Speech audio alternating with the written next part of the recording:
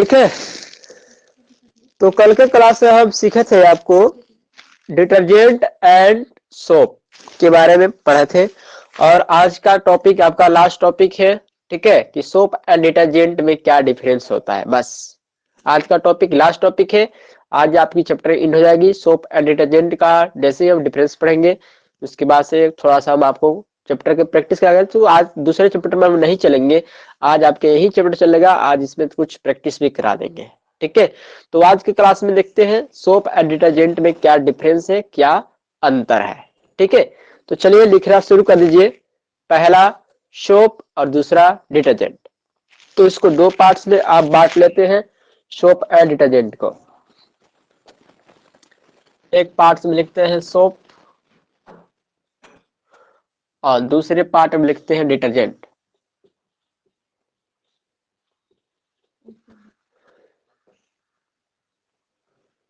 ठीक है, दो पार्ट हो गए। सोप क्या होता है, आपको पढ़ाया गया था कि सोप क्या होता है। सोप जो होता है आपको सोडियम या पोटेशियम साल्ट होता है, किसका, कार्बोक्सिलिक एसिड के, फैटी एसिड या कार्बोक्सिलिक एसिड के। सोडियम या पोटेशियम क्या होता है, साल्ट होता है। तो लिखेंगे पहला में it is sodium, it is sodium salt of long chain fatty acid, long chain of fatty acid।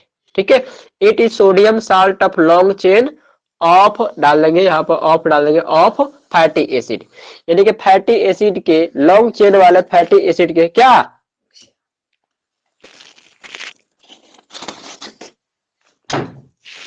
ठीक है। It is sodium salt of long chain of fatty acid, यानी कि फैटी एसिड के क्या है, सोडियम साल्ट है। दूसरा, अब इसमें का पहला आपको डिटर्जेंट क्या होता है। डिटर्जेंट जो होता है आपको बताया गया था कि सल्फोनेट साल्ट होता है। तो लिखेंगे it is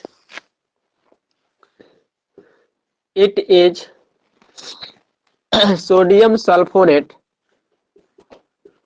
sodium sulphonate, sodium sulfonate salt of long chain of fatty acid. दरवाजा, ठीक है। It is sodium sulfonate salt of long chain of fatty acid, यानी कि ये फैटी एसिड के क्या, आपको सोडियम साल्ट के सल्फोनेट होते हैं। ये क्लियर हो गया ना। तो दो तरह से आपको एक एक डिफरेंस हो गया। पहला डिफरेंस कि it is sodium salt of long chain of fatty acid, और it is sodium sulfonate salt of long chain of fatty acid. अब एक चीज ध्यान देंगे, जो साबुन होता है, जो सोप होता है, मैंने कल ही बताया था कि साबुन जो होता है ये आपको पोल्यूशन उत्पन्न नहीं करता है, लेकिन जो डिटर्जेंट होता है वो पोल्यूशन उत्पन्न करता है। तो दूसरा डिफरेंस लिखेंगे कि it has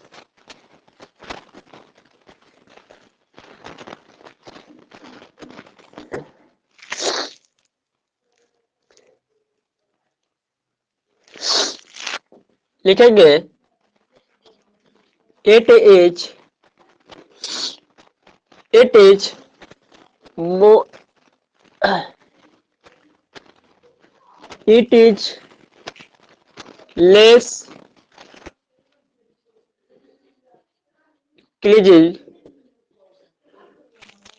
less cleansing properties, यानी इसमें सफाई करने की क्षमता थोड़ा सा कम होती है, ठीक है। और इट इज मोर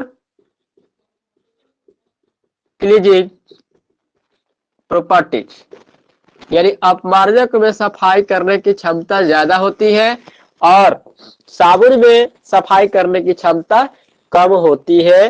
ध्यान देंगे, it is less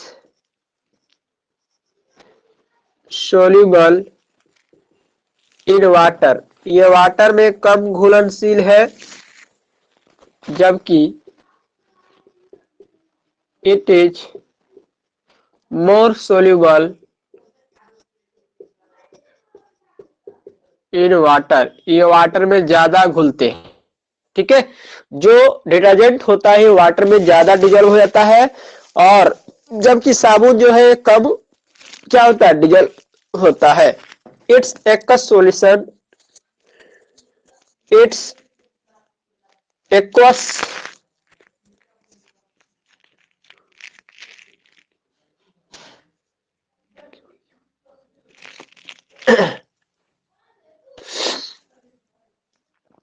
it's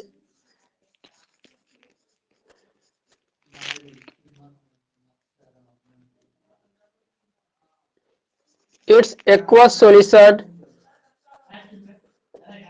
is basic, यानी इसका एक्वस सॉल्यूशन जलीय घोल क्षारीय होता है। ठीक है, और यहां आप लिखेंगे इट्स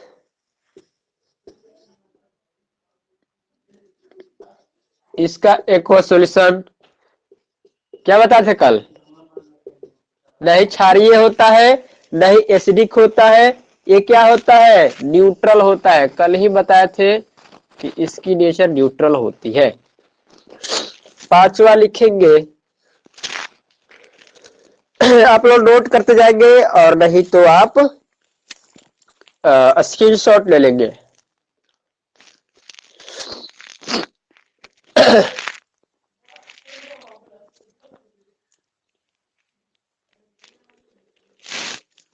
पांचवा लिखेंगे, it is bio degradable, it is biodegradable, और इसमें लिखेंगे इट इज नॉट बायोडिग्रेडेबल। ठीक है, यह आपको क्या है, यह आपको इसका जैव अपघटन हो जाता है, जिसका जैव अपघटन हो जाता है, जिसका डिकम्पोजिशन हो जाता है, जिसका डिकम्पोज हो जाता है, वह पोल्यूशन उत्पन्न नहीं करता है। लेकिन इसका डिकम्पोज नहीं होता है, इसका अपघटन नहीं होता है, ये जैव निम्नीकरणीय नहीं है। यानी अगर ये आपको एटमॉस्फेयर में रहेगा, चाहे वाटर से ही मिलेगा, तो वाटर में क्या करेगा, पोल्यूशन उत्पन्न करेगा। ठीक है, तो ये चार पांच डिफरेंस है, इसको आप याद भी कर सकते हैं। और एक चीज और भी ध्यान देंगे, जो साबुन होता है, जो सोप होता है ना, वो हार्ड वाटर के साथ ज्यादा झाग नहीं देता है, जल्दी से झाग नहीं देता है। लेकिन डिटर्जेंट जो होता है ना, वो हार्ड वाटर के साथ भी जल्दी से झाग बना देता है, जल्दी से फेर बना देता है, जबकि साबुन जल्दी से फेर नहीं बनाता है। अपमार्जक डिटर्जेंट जल्दी से क्या बनाता है, फेर बना देता है। तो आप डिफरेंस इसका लिख सकते हैं। ठीक है,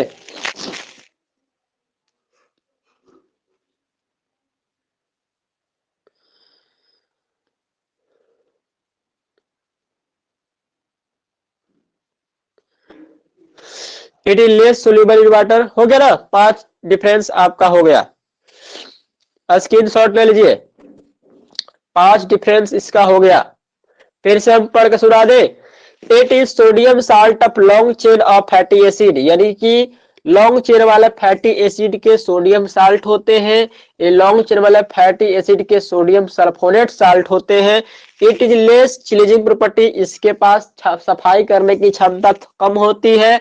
it is more cleansing property, इसके पास सफाई करने की क्षमता अधिक होती है। It is less soluble in water, ये वाटर में कम घुलता है। It is more soluble in water, ये वाटर में अधिक घुलता है। It's aqueous solution is basic, यानी इसका एक्वस सॉल्यूशन, इसका जलीय घोल क्षारीय प्रकृति का होता है। इट्स एक्वस सॉल्यूशन न्यूट्रल, इसका एक्वस सॉल्यूशन जो होता है, इज लगा दे, एक्वस सॉल्यूशन इज। ठीक है, ये क्या होता है, न्यूट्रल होता है, उदासीन होता है, न क्षारीय होता है, नहीं अम्लीय होता है।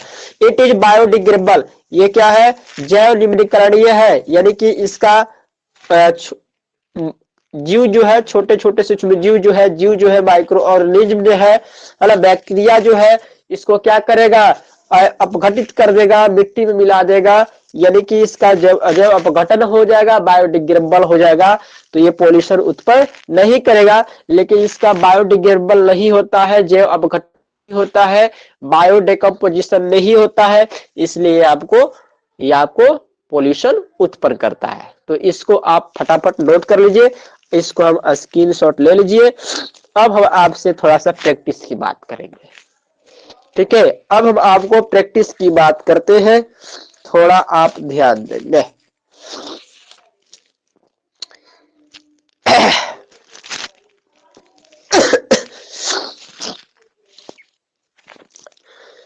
अब हम थोड़ा सा आपके प्रैक्टिस की बात करेंगे, क्योंकि आज चैप्टर हम नेक्स्ट चैप्टर नहीं जाएंगे, प्रैक्टिस कराएंगे। आज प्रैक्टिस कराएंगे। आपका चौथा चैप्टर खत्म हो गया, carbon and its compound chapter the end, ठीक है। अब हम कल से पीरियोडिक टेबल जो चैप्टर है उसको पढ़ेंगे। आपका फोर्थ चैप्टर एंड हो गया। अब हम थोड़ा सा प्रैक्टिस की बात करते हैं, और आप लोग भी अपना अपना आंसर दे सकते हैं, कमेंट में आप लोग आंसर दे सकते हैं। हम यहाँ पर क्वेश्चन अराइज कर रहे हैं, आपको आंसर दे दीजिए। Question number first, how many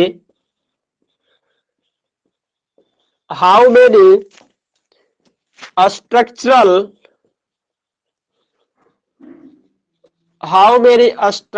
isomerism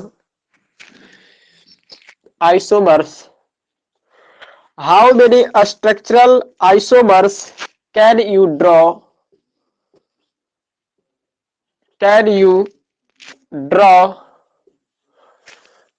for pentane?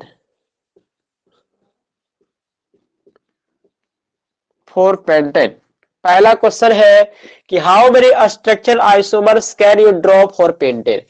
कह रहा कि आप पेंटेन के लिए कितने आइसोमर स्ट्रक्चर आइसोमर ड्रॉ कर सकते हैं, खींच सकते हैं, दिखा सकते हैं, चित्रण कर सकते हैं, है ना। पेंटेन के लिए आप कितने स्ट्रक्चरल आइसोमर शो कर सकते हैं, बताइए। अगर आप आंसर जानते हैं तो कमेंट में बताएं कि आइसोमर जो होते हैं पेंटेन के कितने होते हैं, पेंटेन के स्ट्रक्चरल आइसोमर कितने होते हैं, पेंटेन के स्ट्रक्चरल आइसोमर कितने होते हैं।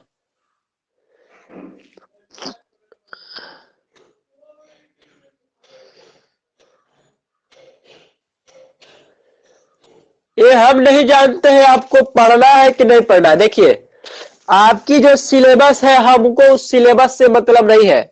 आपके बुक में एग्जाम में क्या टॉपिक पूछा है, क्या सिलेबस दिया है, क्या सिलेबस से हटाया है, हमको उससे मतलब नहीं है।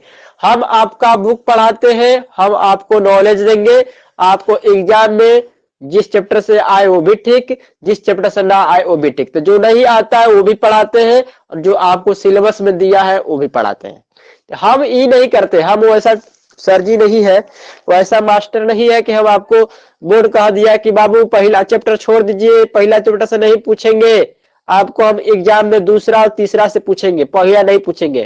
तो हम नहीं छोड़ने वाले हैं। बोर्ड भले ही कह दिया कि पहला चैप्टर आपको एग्जाम में नहीं है, सोप एंड डिटर्जेंट आपका टॉपिक सिलेबस में नहीं है, इथेनोइक एसिड आपको सिलेबस में नहीं है, हमको उससे मतलब नहीं है। हम पढ़ाते हैं, हम आपको नॉलेज देंगे, हम आपको नॉलेज देंगे। आपकी सिलेबस फाइनल करना मेरा काम है, आपका सिलेबस हम फाइनल करेंगे। लेकिन हम ये नहीं कहेंगे कि बाबू ये टॉपिक आपके एग्जाम में नहीं दिया है, सिलेबस से हटा दिया है, तो भले ही बोर्ड हटाए, लेकिन हम उसको नहीं हटाएंगे। हम पढ़ाते हैं तो पढ़ाएंगे, क्योंकि हम पूरे बुक का गारंटी लेते रहते हैं, हम पूरे बुक पढ़ाते हैं। तो इसलिए आप ध्यान दें, आप इस टॉपिक पे ना जाए कि सर ये तो सिलेबस में नहीं है, इसको हम नहीं पढ़ेंगे। अरे बच्चों, ये एग्जाम में नहीं ना आएगा, लेकिन अगर आपको नॉलेज की कमी हो जाएगी, वहां पे आपका नॉलेज कम पड़ जाएगा। बोर्ड एग्जाम थोड़ा समझता है कि बाबू ये टॉपिक आप नहीं पढ़ोगे तो आपका नॉलेज में कुछ ना कुछ डिफरेंस होगा। बच्चे एग्जाम, आप एग्जाम के लिए पढ़ते हैं कि नॉलेज के लिए? हम देखिए, हम दोनों पढ़ाते हैं ताकि आपको एग्जाम में काम चल जाए, आपको नॉलेज भी बना रहे। अगर नॉलेज के लिए पढ़ाया जाएगा तो पूरा बुक पढ़ना पड़ेगा, और कॉलेज के लिए पढ़ाना होगा, नॉलेज के लिए पढ़ना है तो पूरा बुक पढ़ना पड़ेगा, कॉलेज के लिए पढ़ना है तो आपको जो बोर्ड एग्जाम आपको सिलेबस दिया है उसको पढ़ना होता है। तो हम वो नहीं करते हैं, हम आपको दोनों काम कराते हैं। ठीक है, तो इसलिए टॉपिक कौन एग्जाम में दिया है कौन नहीं दिया है उससे हमको कोई मतलब नहीं रहता। हम आपको बुक दिए हैं, हमारा बुक जो है 5 चैप्टर दिया है तो हम 5 चैप्टर पढ़ाते हैं। कभी भी आप किसी भी स्टूडेंट से पूछ सकते हैं, हम 5 चैप्टर पढ़ाते हैं, कोई चैप्टर नहीं छोड़ते। पेंटेन, पेंटेन का 3 आइसोमर हो सकते हैं। पेंटेन का 3 आइसोमर होता है।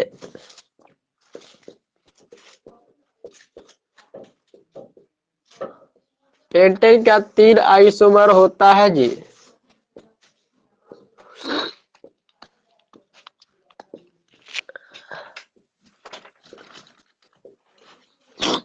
पहला, इसका नाम क्या है? इसका नाम है नॉर्मल पेंटेन। पढ़ाए है, ये भी पढ़ाए हैं टॉपिक, आइसोमरिज्म जब पढ़ाए थे तो पढ़ाए होंगे।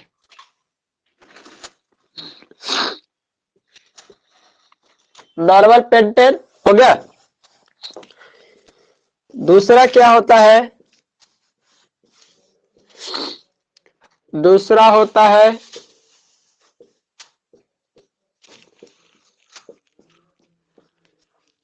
दूसरा होता है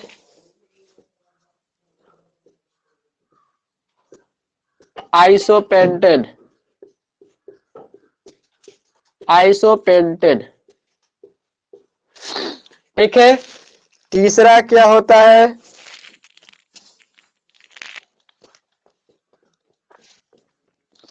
तीसरा होता है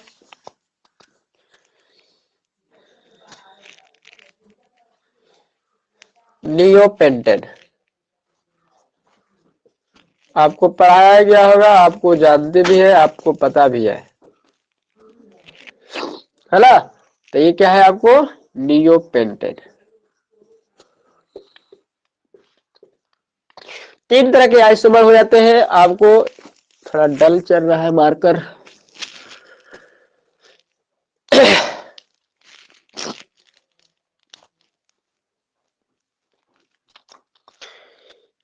आइसो, नियो,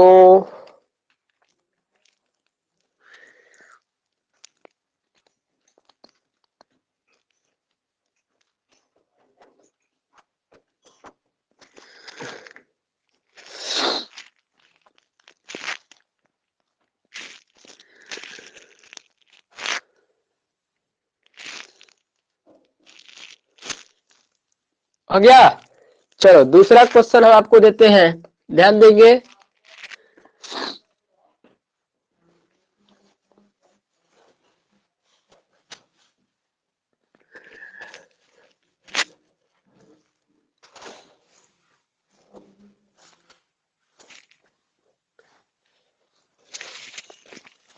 दूसरा क्वेश्चन है ना?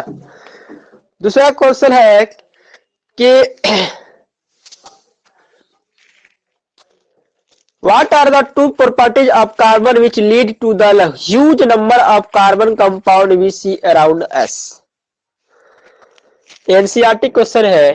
व्हाट आर, अगर आप लोग जानते हैं तो लिख सकते हैं answer. What are the 2 properties,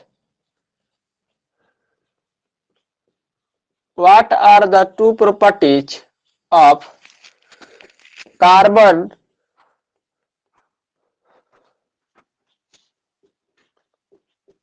carbon which lead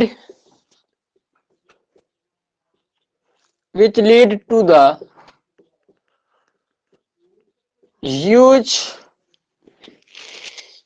number of carbon compounds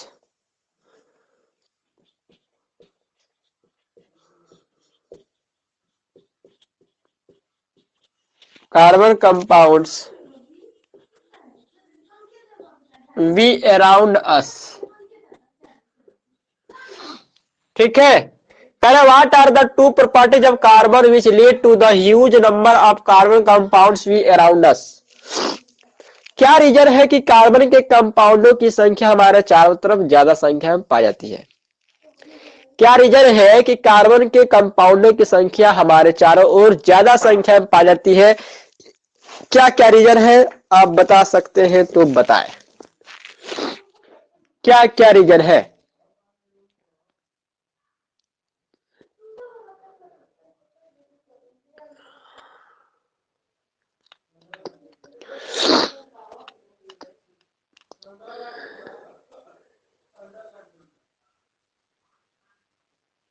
ठीक है, तो क्या क्वेश्चन है कि what are the two properties of carbon which lead to the huge number of carbon compound we around us. तो आपको पढ़ाया गया होगा कि कार्बन के कंपाउंड, जो कार्बन होता है ना, कार्बन की वैलेंसी क्या होती है? टेट्रावैलेंट होती है। क्लियर है? कार्बन की वैलेंसी टेट्रावैलेंट होती है, चतुसंयोगी होती है। इसका मतलब है कि एक कार्बन एटम अपने साथ चार अन्य कार्बन एटम को ज्वाइंट कर सकता है, लिंक कर सकता है। पहली प्रॉपर्टी। फिर कार्बन तो एक अलग से कंपाउंड को चार तरह से जोड़ सकता है। फिर कार्बन कार्बन कार्बन कार्बन जोड़ करके, जैसे आप पढ़ेंगे हाइड्रोकार्बन, जैसे आप पढ़े हैं क्या, saturated hydrocarbon, unsaturated hydrocarbon, alicyclic hydrocarbon, aromatic hydrocarbon, ये सब पढ़े है ना। तो उसमें क्या देखेंगे, कार्बन कार्बन मिलकर बड़े बड़े कंपाउंड का निर्माण करता है, जिसका नाम क्या है? Catenation power. क्या है? Catenation power. तो इसका दो रीजन है। पहला रीजन है कि कैटिनेशन पावर ऑफ कार्बन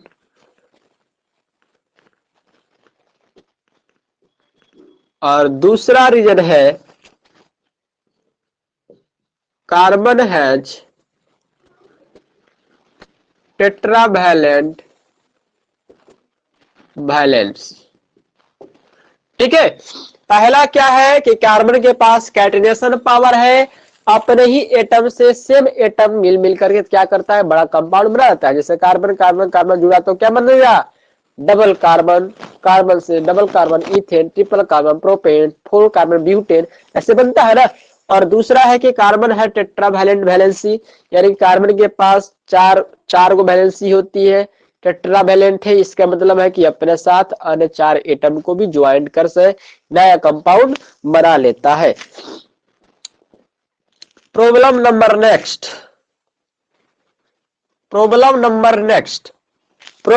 कर रहा है कि draw the structure of flowing compound.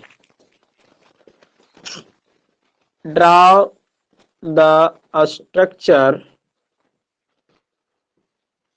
Of the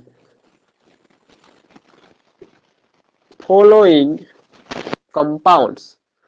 marker change करना पड़ेगा, डल उग रहा है, हार्ड नहीं चल रहा है, कल बदल देंगे।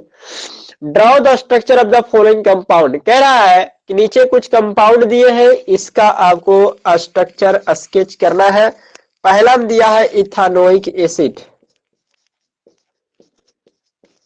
इथानोइक एसिड का स्ट्रक्चर बनाए। बी नंबर में दिया है ब्रोमोपेंटेन, ब्रोमोपेंटेन। सी में दिया है ब्यूटानोन, ब्यूटेनोन। डी में दिया है हेक्सेनल और ई में दिया है कुछ नहीं। ठीक है, इसका बताना है स्ट्रक्चर क्या हो सकता है। इसका स्ट्रक्चर क्या है बताना है।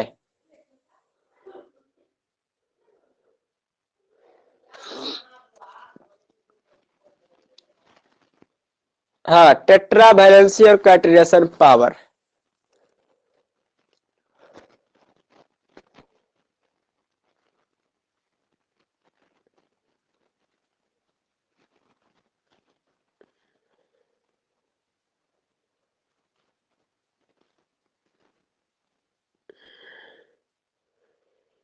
चलिए,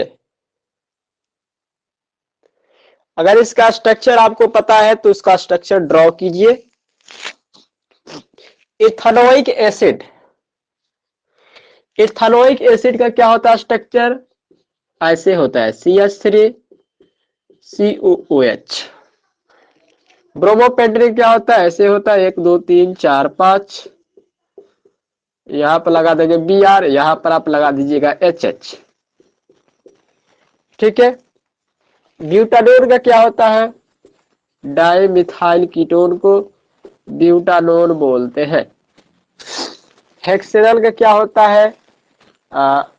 हेक्सेनल, है ना, तो हो जाता है C5H11COH। ठीक है, तो ये रहा आपको acetic acid, ethanoic acid, bromopentane, butanone.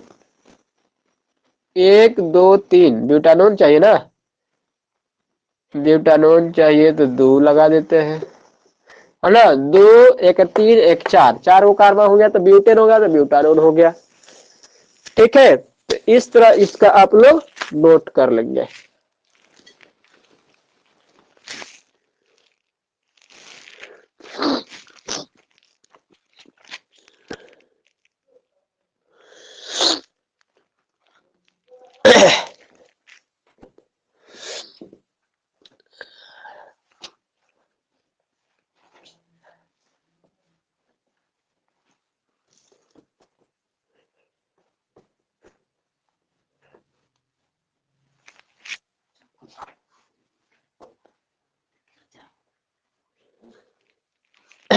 Next है, नेक्स्ट में दिया है कि आपको आईपीएससी नोमेनक्लेचर लिखना है।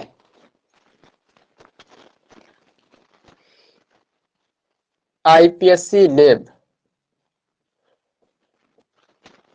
नेक्स्ट प्रॉब्लम में है कि इसका आपको आईपीएससी नेम लिखना है।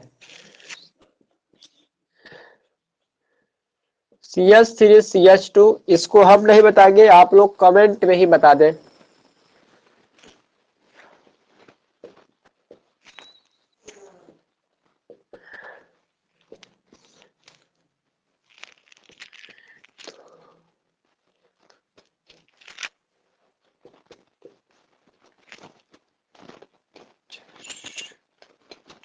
पाँच 1116H।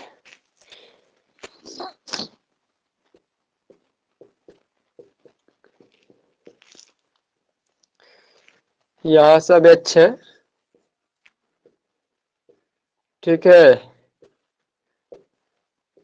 इसका आप लोग आईपीएससी नेम लिखिए। देखते हैं इसका क्या आप लोग नाम लिख रहे हैं। इसका आईपीएससी नेम आप लोग अपने अपने कॉपी पर नोट करें, कमेंट बॉक्स में लिखें। और चौथा क्वेश्चन यहाँ पर लास्ट क्वेश्चन है। 1 2 3 लिखिए फटाफट। ठीक है, फटाफट लिखिए, इसका आईपीएससी नेम हम अभी आ रहे हैं।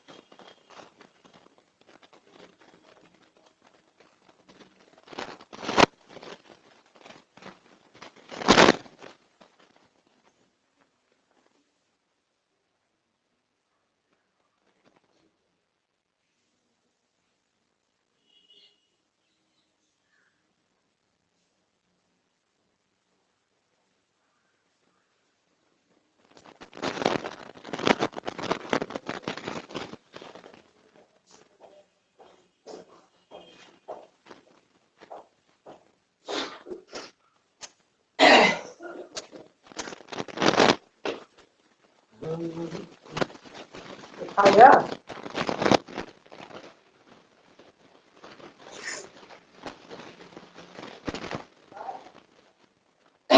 इसका नाम क्या है? इसका नाम है ब्रोमोइथेन, ठीक है। इसका नाम है मेथेनॉल। ये है आपको ब्रोमोइथेन, ये आपको है मेथेनॉल। ये क्या है? 1 2 3 4 5 6। ये है हेक्साइन। और ये क्या है? कार्बन है 1 2 3 4। ये हो जाएगा टेट्राक्लोरोमीथेन। कार्बन कितना है? क्लोरो कितना है? 1 2 3 4। 4 को क्या बोलते हैं? टेट्रा। टेट्राक्लोरो और सी के मतलब एक कार्बन तो मीथेन, टेट्राक्लोरोमीथेन, ब्रोमोइथेन। ये आपको है क्या? ये आपको है मिथेनॉल और ये है आपको हेक्साइन, ठीक है। क्लियर हो गया ना?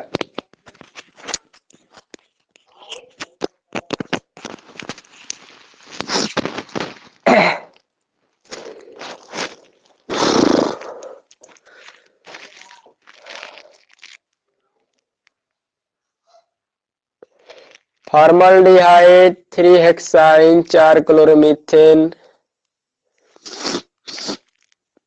Carbon tetrachloride. आईपीएससी नेम लिखना है 4 क्लोरोमीथेन। 4 क्लोरो नहीं, टेट्राक्लोरोमीथेन। टेट्राक्लोरोमीथेन होगा, 4 क्लोरोमीथेन नहीं होगा, ठीक है। चलिए क्लास एंड।